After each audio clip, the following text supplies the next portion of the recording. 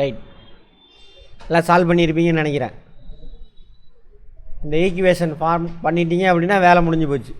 பெரிய சென்டென்ஸை சின்னதாக பண்ணிட்டீங்கன்னா அதுக்கான ஃபஸ்ட்டு ஸ்டெப்பு இன்னும் இதில் நிறைய ஒர்க் அவுட் தரேன்.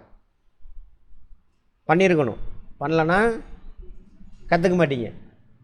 ட்ரை பண்ணிவிட்டு என்ன தப்பு பண்ணியிருக்கோம், என்ன மிஸ் ஆகுது அப்படின்னு தெரிஞ்சுக்கோங்க. எஃப்பிலிருந்து 5ஐ குறைத்தால் என்பதற்கான இயற்கணித கூற்று என்ன பண்ணணும்? F - 5. அவ்வளோதான், அதுக்கு மேலே எதுவும் கிடையாது.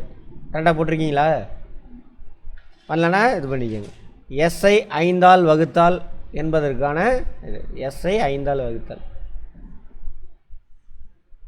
இது எஸ்ஸு, இது 5. அப்படி போடலாம், வேறு எப்படி போடலாம்? எல்லாம் ஒன்று தான். ஓகேவா? 2 படி போட்டிருந்தீங்கன்னா ஓகே. ஏயின் வயது n எனில் 7 ஆண்டுகளுக்கு முன்பு ஏயின் வயது என்ன? ஏயின் வயது n அப்படின்னா என்ன அர்த்தம்? இப்போன்னு அர்த்தம். இப்போ என்னாக இருந்தால் 7 வயசுக்கு முன்னாடி அவரோட வயசு என்னவா இருக்கும்? -7. இன்றைக்கி இருந்த வயசோட 7 வயசு கம்மியாக இருக்கும். ஓகேவா? மெய்யலன் கரெக்டாக போட்டிருக்கீங்களா? அங்கே யார் இருக்கா? கவின் தெரிகிற மாதிரி தள்ளி உட்காருங்க. இளவரசன் கவின்லாம்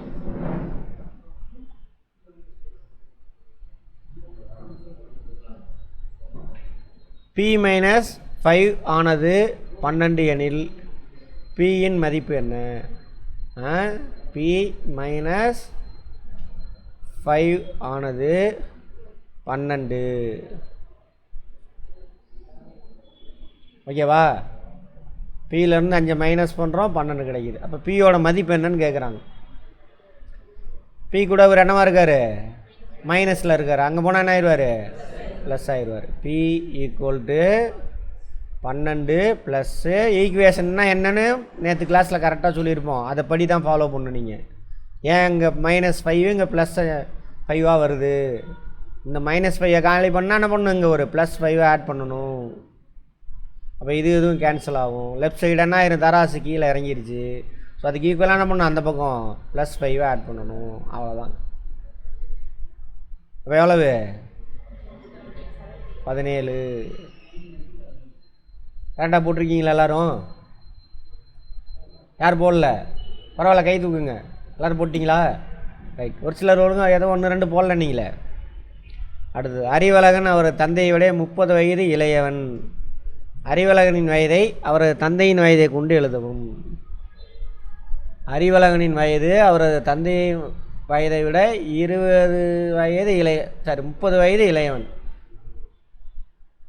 அப்போ அவங்க தந்தையோட வயது இருக்கு இல்லையா, அதுதான் நமக்கு தெரியாது. அது தெரிஞ்சால் தான் இதை எழுத முடியும். அப்போ அதை என்னவா எடுத்துக்கிறோம்? எக்ஸு. அப்போது அறிவழகனின் வயது, வெரி குட், அறிவழகனின் வயது எக்ஸ் -30. அவங்க அப்பாவோட வயது எக்ஸாக இருந்தால் அதிலிருந்து 30 வயசை கழிச்சோம்னா என்னன்னு பார்க்கணும், மனப்பாடம் பண்ணக்கூடாது. அப்பாவோட வயசு எக்ஸு தெரியாது, அதனால் எக்ஸ்ன்னு எடுத்துக்கிட்டோம்.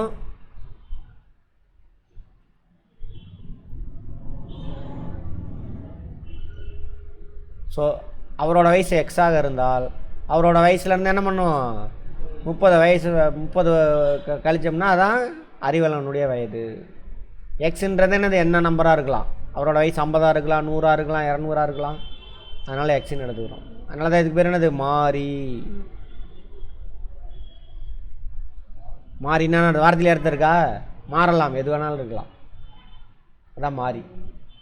இதுக்கு ஆப்போசிட் என்னது? 30ங்கிறது என்னது? மாறாது, அதான் மாறிலி. ஆங்கிலத்தில் கான்ஸ்டன்ட்.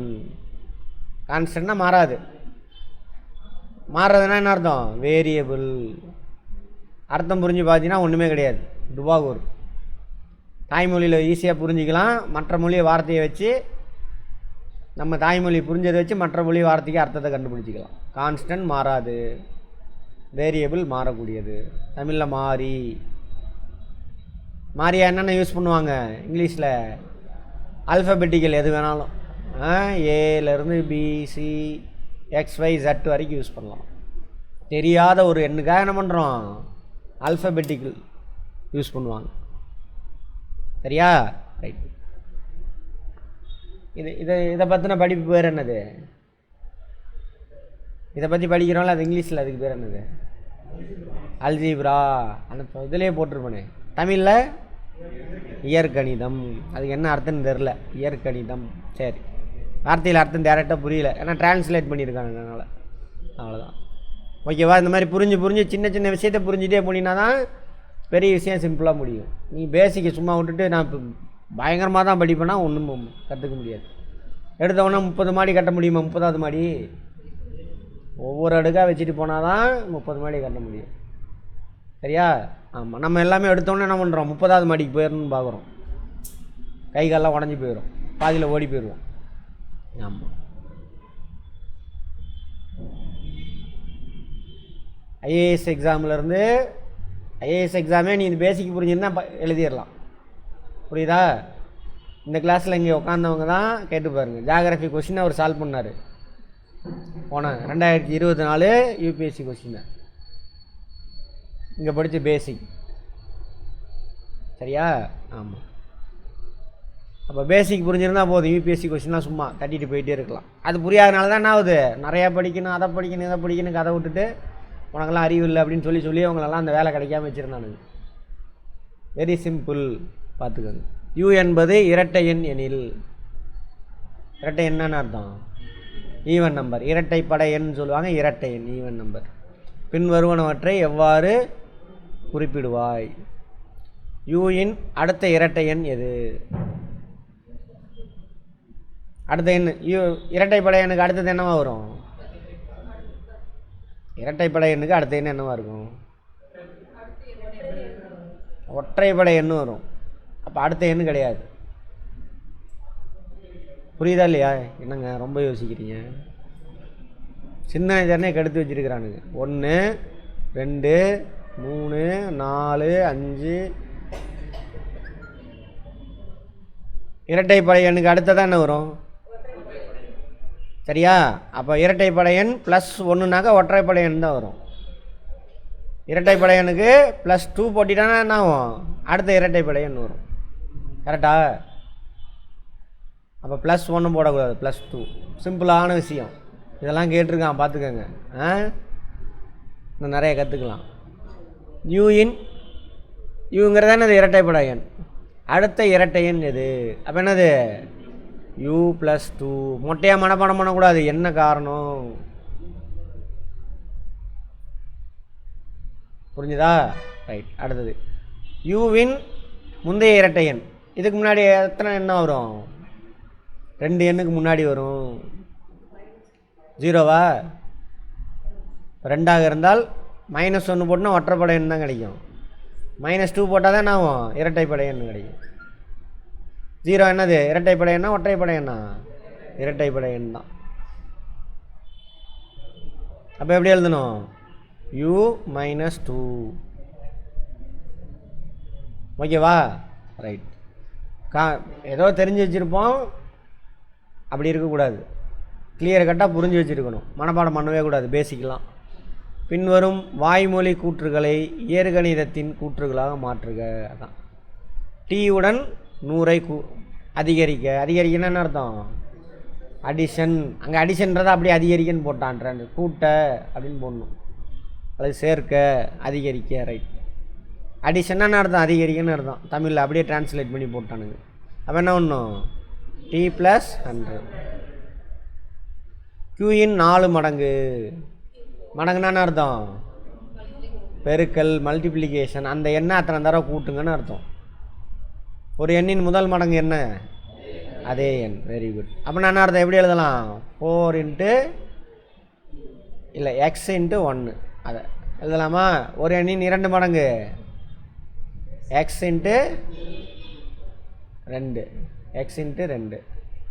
3வது மடங்கு x × 3. அப்படி 100வது மடங்கு எப்படி எழுதலாம்? x × 100. இந்த இன்ட்டை நம்ம இன்ட்டு யூஸ் பண்ண தேவையில்லை. ப்ளஸ்ஸு மைனஸை கம்பல்சரி நம்ம மென்ஷன் பண்ணணும். ப்ளஸ்ஸு மைனஸ் வகுத்தல்லாம் சரியா. இந்த மல்டிப்ளிகேஷனை நம்ம மென்ஷன் பண்ண தேவை. x100 அப்படின்னு எழுதிக்கலாம்.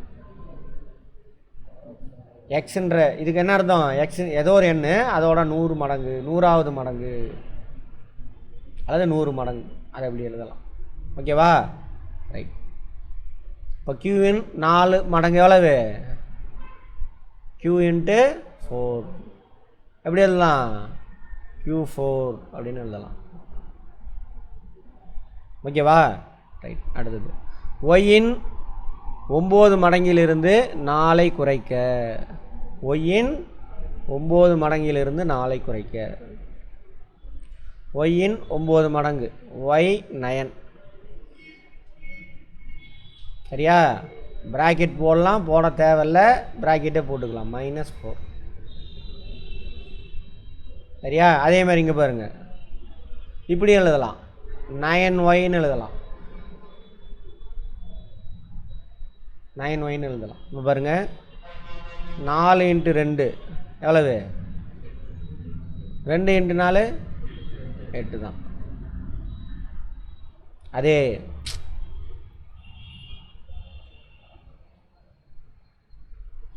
அதே 4 வகுத்தல் 2 எவ்வளவு? 2 வகுத்தல் 4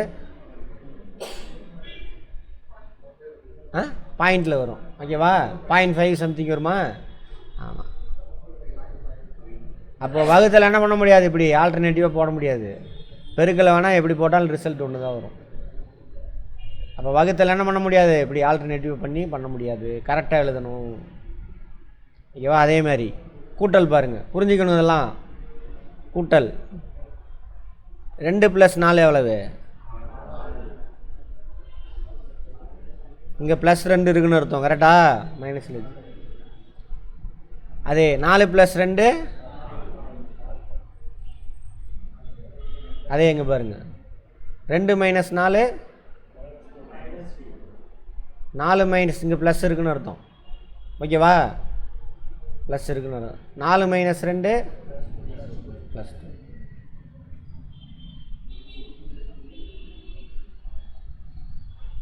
ஓகேவா? ரைட். இதை எப்படி எழுதணும் ஆக்சுவலாக அப்படின்னா,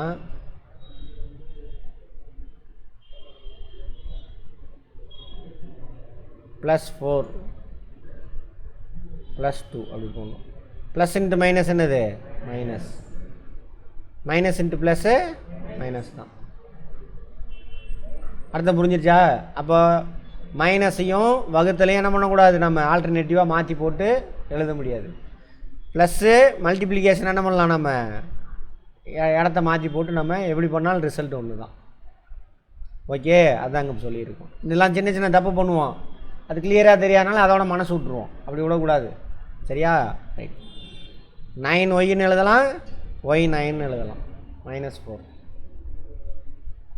என்னம்மா புரியுதா?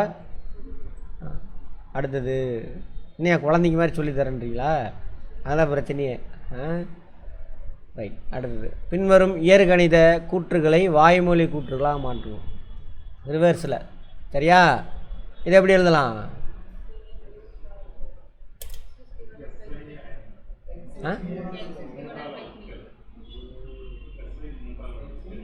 தமிழில் கரெக்டு. எக்ஸை 3ஆல் வகுக்க. Divide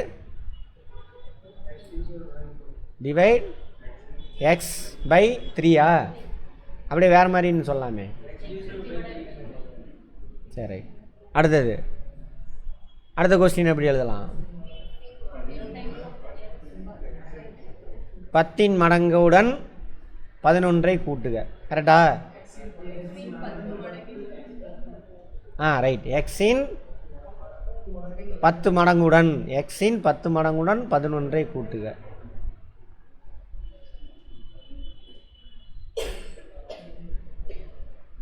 add 11 to the 10 times of x. ஓகேவா? அடுத்தது இது என்னது? s இன் 70 மடங்கு. ரைட். அடுத்தது ஓகேவா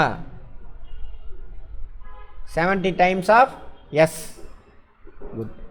ஆசிரியர் 2 மாணவரிடம் ஒரு எண்ணை விட 8 அதிகம் என்ற வாய்மொழி கூற்றை இயற்கணித கூற்றாக எழுதுமாறு கூறினார். 2 பேர்கிட்ட சொல்கிறாரு சரியா. மாறன் ஒருத்தன், இன்னொருத்தன் யாராம்மா வெற்றி மாறன் பிரிச்சுட்டாங்க. ரைட்.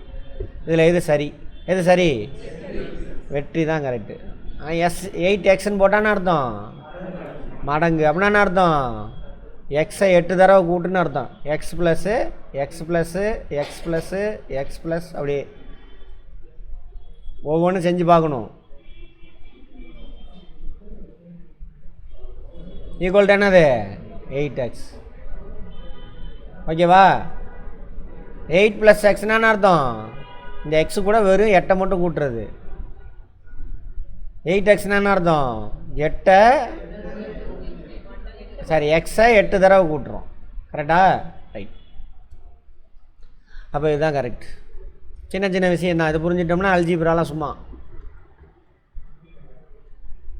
ஜி ஆனது 300 எனில் ஜிங்கிறதோட மதிப்பு எவ்வளோவா? 300 ஆமாம். அப்போ ஜி -1 எவ்வளவுன்னு கேட்குறான். ஜி -1 எவ்வளவு?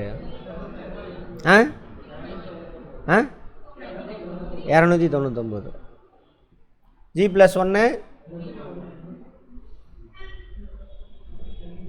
அடுத்தது இன்னொன்றுலாம் பார்க்கணும். என்னென்னு நோட் பண்ணிட்டு வந்துடுறோம், மறந்துடுவேன்லாம்.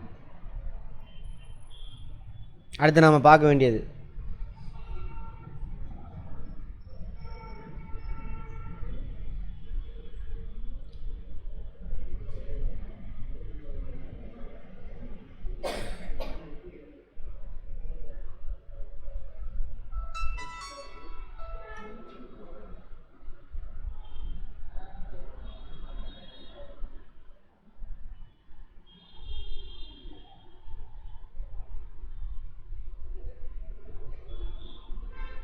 இதெல்லாம் பார்க்கணும். இப்போ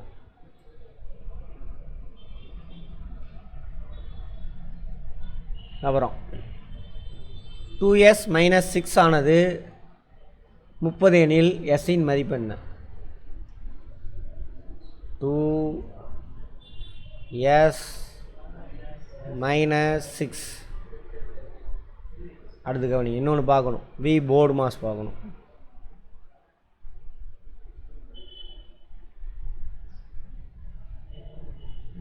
இது மாதிரி எல்லா கான்செப்டையும் அண்டர்ஸ்டாண்ட் பண்ணால் தான் நீங்கள் மேக்ஸ் ஆப்டிடியூடில் என்ன பண்ணலாம், குவான்டிடேட்டிவ் ஆப்டிடியூடில் டக்குன்னு பார்த்தோன்னா ஆன்சர் போடலாம்.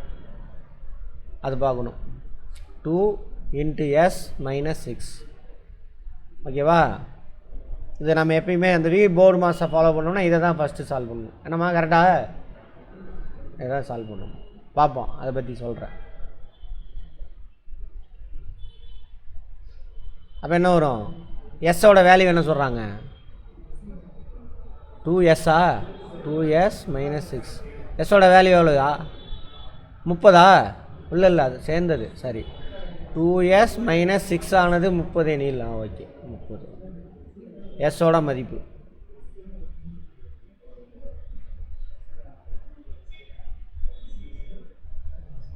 கடைசி அதை முடிக்கிறோமோ அதை தான் ஃபஸ்ட்டு செய்யணும். நேற்றே பார்த்துருப்போம்.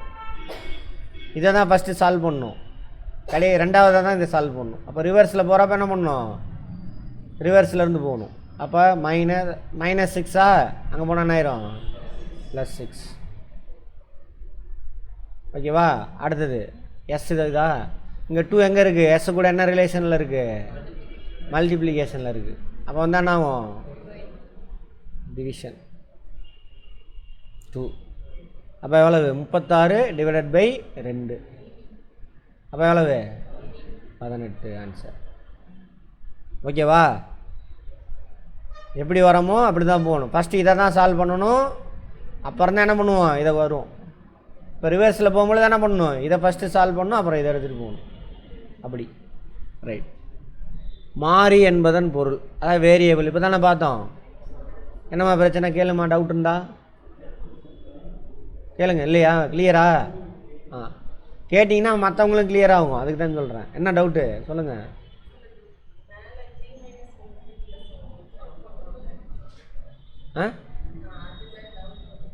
என்ன டவுட்டு? ஜினாக்கா 300ன்ட்டாங்க. இது ஒரு ஈக்குவேஷனு. ஜியோட மதிப்பு சொல்லிட்டாங்க 300ன்னு.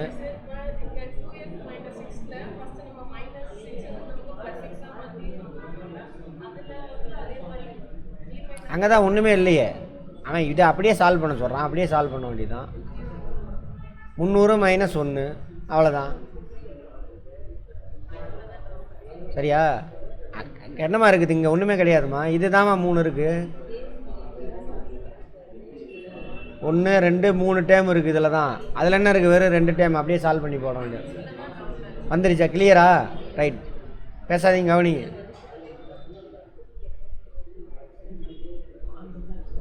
கவனியம்மா, பேசாதீங்கம்மா. அப்போ என்ன அர்த்தம்? இதில் 4 ஆப்ஷனில் எது ஆன்சரு? ஃபஸ்ட்டா?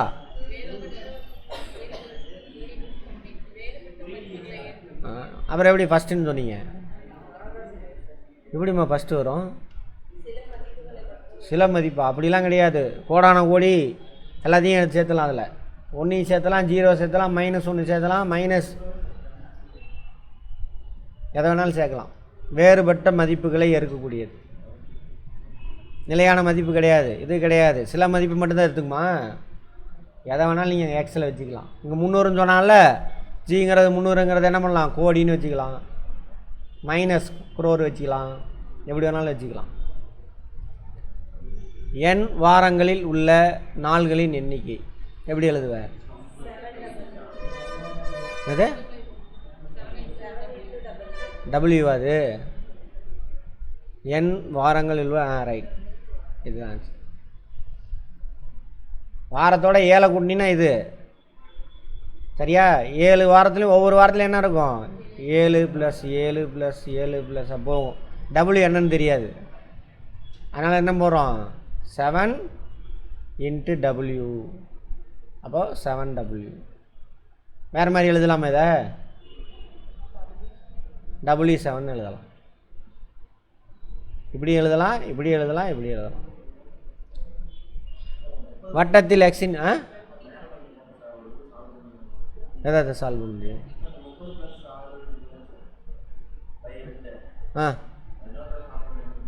இன்னொரு தடவை பாருங்க. இதோட மதிப்பு இதுன்ட்டான், 30ன்ட்டான். ஓகேவா? இது மல்டிப்ளை பண்ணதுக்கப்புறம் அதிலிருந்து என்ன பண்ணியிருப்பான்? 6 மைனஸ் பண்ணியிருப்பான்.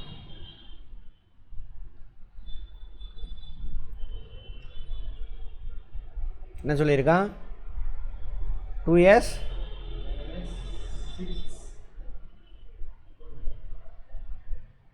வேல்யூ எவ்வளோவாம்மா?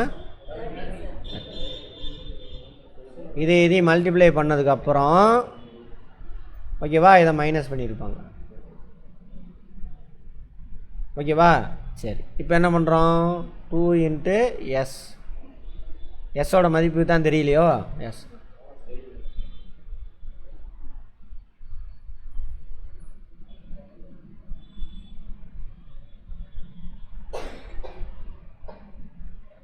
ரைட். -6. இங்கே ப்ராக்கெட்டே போட தேவையில்ல. வி போர்டு மாஸ் புரிஞ்சுக்கிட்டிங்கன்னா தெரியும் உங்களுக்கு. 30. 30. இங்கே இவங்க கூட என்னவா இருக்கார்? 6 மைனஸில் இருக்கார். அப்போ இங்கே போனால் என்ன ஆயிரும்? +6.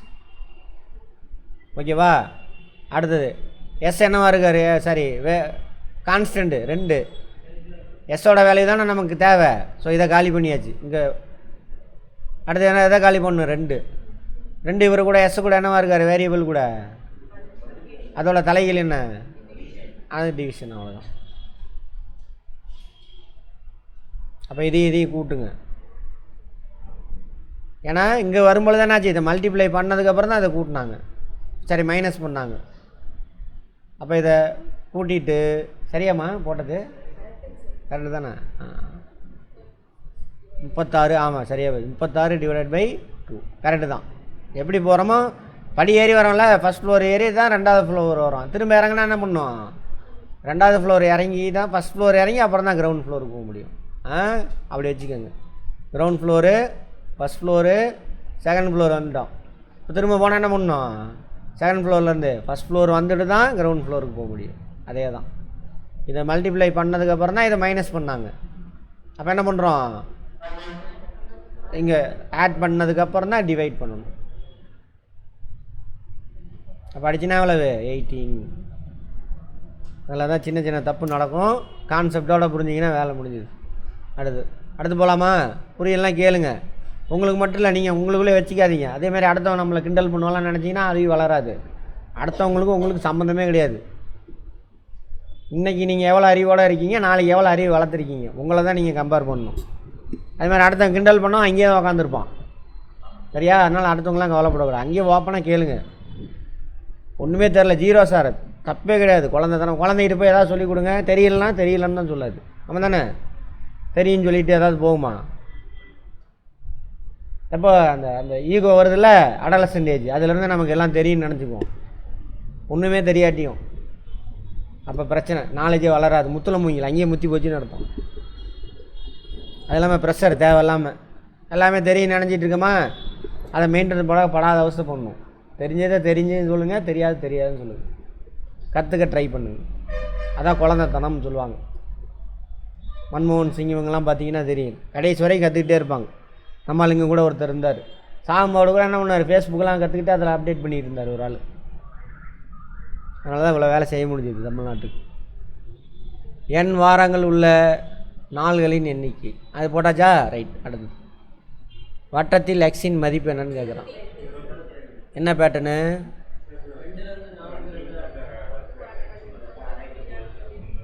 ரெண்டுலேருந்து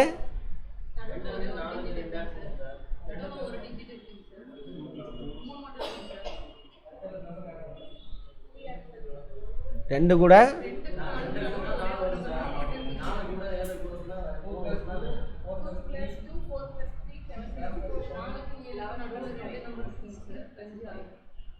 ரெண்டு நம்பரா?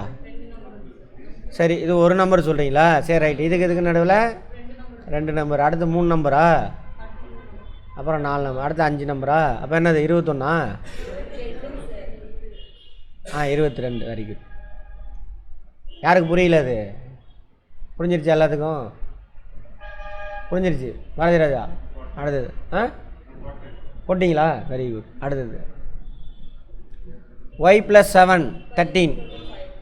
அப்போ என்னது? இதை காலி பண்ணணும். அப்போ என்ன பண்ணணும்? -7. இங்கே -7 ஆட் பண்ணால் என்னது? என்ன 5ஆ? எப்படிம்மா 5 வரும்? என்ன புரியல? நேற்று கிளாஸ் அட்டன் பண்ணிங்களா? என்ன புரியல? ரிவிஷன் பண்ணு போயிட்டு சும்மா ஆன்சர் வந்தோன்னு விட்டுறக்கூடாது. ஏன் நடக்குது அப்படின்னு கேள்வி கேட்கணும். அப்போ தான் தப்பு நடக்காது. கவனிங்க, எப்போயாவது கவனிங்க. y + 7 = 13. இங்கே கவனிங்க, எனில் ஒய்யின் மதிப்பு என்ன? y + 7 = 13. ஓகே, இங்கே பாருங்கள். அதுதான் ஒவ்வொரு விஷயமும் இந்த லெஃப்ட் சைடு உள்ளதும் ரைட் சைடு உள்ளதும் சமம், தராசான்னு நினச்சிக்கங்கன்னு சொல்லிட்டேன். ஓகேவா? ஒய்யை கூட 7 கூட்டினோம்னா தான் 13 கிடைக்குது. அவன் என்ன கேட்குறான்? இந்த பாயிண்ட்டை விட்டுட்டீங்க, அதான் பிரச்சனை. ஒய்யோட மதிப்பு என்னன்னு கேட்குறான். இந்த 13க்குள்ளே 7 இருக்கா? அந்த 7 தூக்கிட்டுனா ஒய்யோட மதிப்பு கிடச்சிரும். கரெக்டா? ஓகேவா? சரி, இப்போ இந்த 7 இந்த பக்கம் உள்ளதை தூக்கணும். அப்போ என்ன பண்ணணும்? இதோட ஆப்போசிட் வேல்யூ இருக்கா? என்ன? -7 இங்கே சேர்த்திங்கனாக்கா -7 + 7 என்ன ஆயிரும்? 0 ஆயிரும். புரிஞ்சுதாம்மா? இப்போ +7 இருக்குல்ல, இதை 0 ஆகணும்னா என்ன பண்ணுவீங்க? +7 0 ஆகணும்னா என்னம்மா பண்ணுவீங்க? எடுத்து சாப்பிட்ருவீங்களா? எதுக்கு 0 ஆகணுமா? ஐயோ, இப்போ தாம்மா சொன்னேன். சரி பரவாயில்ல, கேளுங்க, தப்பே கிடையாது. பாருமா, இந்த 13க்குள்ள 13 எப்படி வந்துச்சு? ஒய்யை கூட 7 சேர்த்ததுனால தான் இந்த 13 வந்துச்சு. இந்த ஒய்யோட மதிப்பு மட்டும்தான் நமக்கு தேவை. சரியா?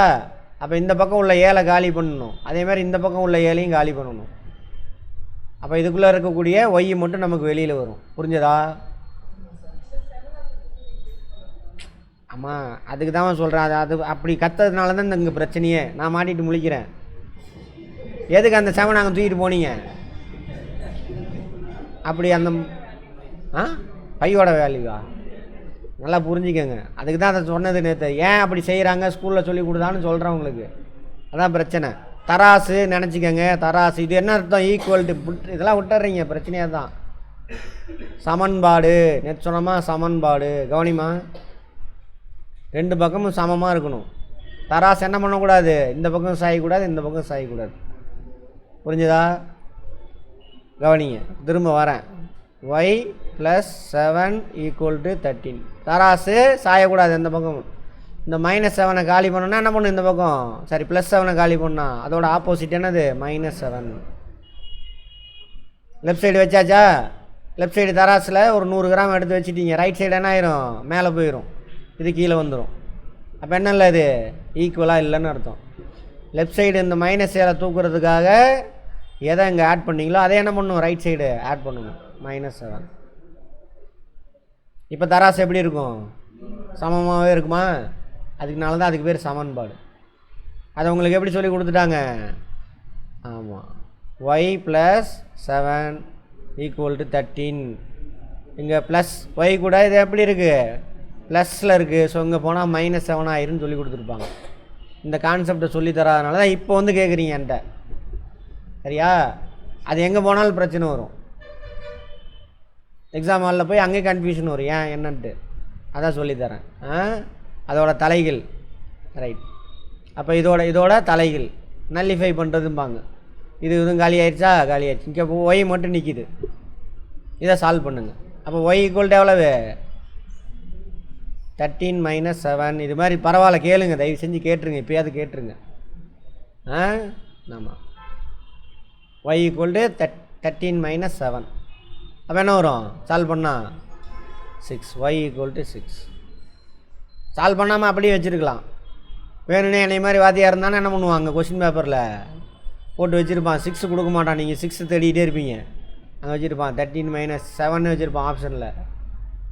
அல்லது 13 - 7 அடுத்த ஆப்ஷன் பி 6 வச்சுருப்பான். ஏன்னா நம்ம எல்லாம் அப்படி தான் இருக்கான். அப்புறம் ஆப்ஷன் சி ஏதோ ஒன்று கொடுத்துட்டு டி என்ன பண்ணுவான்? ஏ அண்ட் பி அப்படின்னு கொடுத்துருவான். அப்போ எதை எடுக்கணும் ஆன்சரு? இதை தான் எடுக்கணும். இல்லைன்னா சிந்திக்கலை அப்படின்னு அர்த்தம். அடுத்தது புரிஞ்சிருச்சா? அப்போயாது புரியலாம் கேளுங்க. எதுக்கு சிரிக்கிறீங்க? யாருமா சிரிக்கிறது? சரி விடுங்க, அங்கே சிரிப்பவர்கள் சிரிக்கட்டும், கண்டுக்காதீங்க. பாட்டு இருக்கா? யார் எழுதின பாட்டு? பாட்டு தெரியுமா? அங்கே சிரிப்பவர்கள் சிரிக்கட்டும் அப்படின்னு. புரட்சி தலைவரா?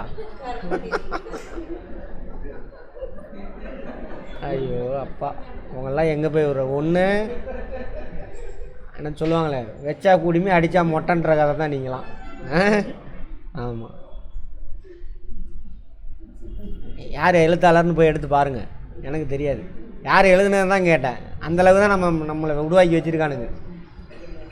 அதனால தான் எல்கேஜி யூகேஜி சண்டை போடுறதுன்றான். ஏன்டா எவ்வளோ பெரிய ஒரு போராட்டம் நடந்துக்கிட்டு, ஆரிய திராவிட போராட்டம் நடந்துக்கிட்டு இருக்குது, இவன் எல்கேஜி யூகேஜின்றான் முட்டா பையன். யார்? நேற்று ஒருத்தான். ஆமாம், அந்த லெவலில் தான் இருக்கீங்க. அதுக்கு தான் உருவாக்கி வச்சுருக்கிறானுங்க. சரி,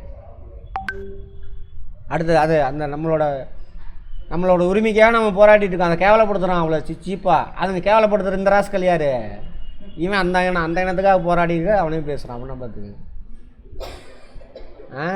ஆமாம், விஜய் சொன்னோன்னே அதுக்கு வேறு நிறைய பேருக்கு கோவம் வந்துடும். என்னம்மா அவன் உங்களுக்கு சோறு போட்ட மாதிரி, நீங்கள் தான் சோறு போட்டு அவன் வளர்ந்துருக்கான் காசு கொடுத்து.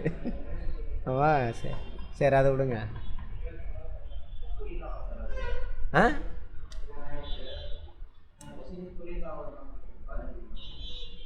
15க்கு பார்ப்போம். எண்ணிலிருந்து 6ஐ கழிக்க 8 கிடைக்கிறது. எண்ணிலிருந்து 6 கழிக்கணும். தப்பு. எண்ணில் இருந்து அப்படின்னா என்ன அர்த்தம்? அதான் ஃபஸ்ட்டு 6 கழிக்கணும் = 8. இதுதான் கரெக்டு. எண்ணில் இருந்தால் எங்கள் அதுதான் தெளிவாக இருக்குதே. அதிலிருந்து 6 கழிக்கணும். 10லேருந்து 4 கழிங்க, அந்த மாதிரி. அப்போ என்ன பண்ணணும்? எண்ணெய் தான் ஃபஸ்ட்டு எழுதணும். 6லேருந்து எண்ணெய் கழிக்கனா தான் அர்த்தம் இது வரும். ஓகேவா? சரி, அப்போ இதுதான் ஆன்சர். அடுத்து போகலாமா?